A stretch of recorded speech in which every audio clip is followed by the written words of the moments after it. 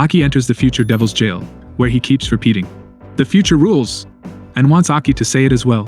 However, Aki ignores him and informs him that he has come to create a contract with him, and asks him what he wants in exchange.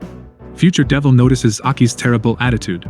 He wants to see Aki's future before deciding whether or not to create a contract. He instructs Aki to insert his head into the hole in his gut. Aki is taken aback, but he continues to stick his head out.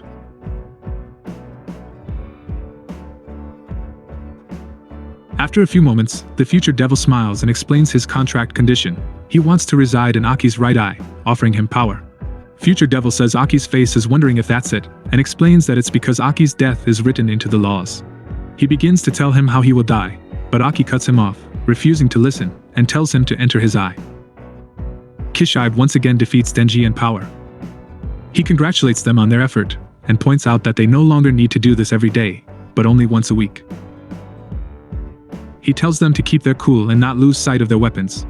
Kishibe then says that they will be practicing live fighting as they prepare to attack the Snake Devil Woman and Katana Man. Everyone in the new Division 4 will be participating, but if they fail, the division will be dissolved, and Kishibe will dispose of Denji and Power permanently. Denji says that if it comes to that, he will show mercy and spare Kishibe's life because he strengthened him. Later, Kishibe meets with Makima, who wishes for him to continue training Denji and Power. Kishibe sighs, telling her that he is sick of them and that every time one of the canines he trained dies, he drinks more. He thought he wouldn't mind if some toys died, but he suspects that due to his age, he, too, has grown attached. Kishibe is certain that public safety was not unaware of the attack on the divisions and asks Makima if she was aware of it. He makes it clear that he doesn't care about her goals or how many of his canines perish as long as she serves humanity's interests. Makima claims she wants to save as many people as possible from the devils, and that if the operation is successful, Division 4's existence will be made public. They will have greater flexibility, and will be able to save more people as a result. Kishibe then accuses her of lying. Katana Man and Akane Saotari are hiding away with other guys in their hideout. Akane mentions that no matter how far they run, Makima will find them. She informs the other men that even if Katana Man dies, he can be resurrected, but the other men must be careful not to be bitten. They are perplexed as to what she means, and Katana Man explains that they have a hidden weapon left by his grandfather, and that beneath them is an army of zombies created by those who were unable to pay their debt. Yutaro learns that Aki is chasing the gun devil and asks him if he truly feels he can defeat him, given that he recently lost to someone else. Yutaro admits that he, too, joined public safety because he harbors a hatred towards the gun devil, but he isn't attempting to kill him because it's impossible. Yutaro is irritated by Aki because he considers him to be weak, yet Aki acts as if he is someone powerful. Aki doesn't care what they say and tells them to sit back and watch, and if he dies, they can mock him. Yutaro tosses a bottled drink at Aki's head after dropping him off at public safety, telling him that even if he irritates him, he is still rooting for him. He gives him some advice, noting that everyone in the special division is insane, so he should keep an eye on himself. Makima meets with the current Yakuza head of Katana Man. He says that he heard they got into a battle with some of his group's younger members, but assures her that it wasn't on his orders. He displays a photograph of Akane and explains that he heard she was behind it and arranged for them to make deals with the gun devil. Makima asks what the arrangement is, and the man tells that they offered the gun devil 20,000 yen in exchange for guns and ammunition.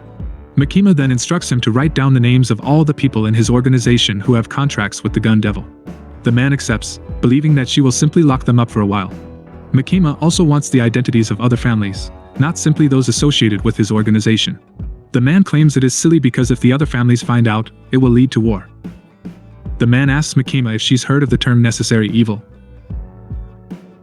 and adds that if they end up wiping themselves out, Japan will be open to foreign mafia, and the Chinese and Russian mafia are even worse, and they're currently keeping those foreigners away. Makima then pulls out a paper bag, and the man quips that a bribe will not persuade him to change his opinion. Makima reveals that it's not money, but items from the families of all the guys in the room, the eyes of their lovers, wives, grandparents, siblings, and other relatives. The man inspects the bag and is astounded to find it full of eyes. Makima adds that they know someone who can easily return the eyes, and she will introduce him to that person if he cooperates.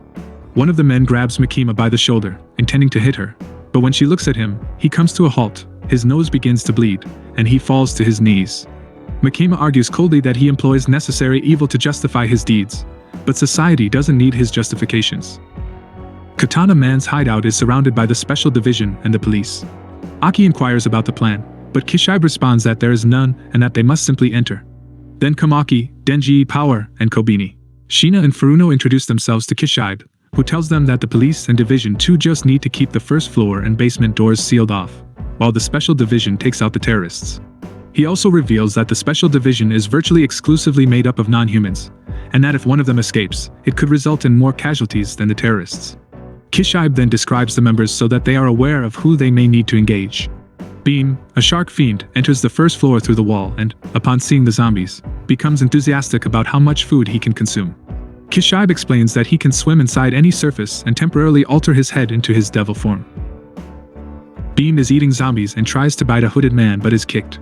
He then apologizes to Galgali, the violence fiend, for mistaking him for a zombie. Kishibe adds that as devils become fiends, they get weaker, but even as a fiend, the violence fiend is exceedingly powerful.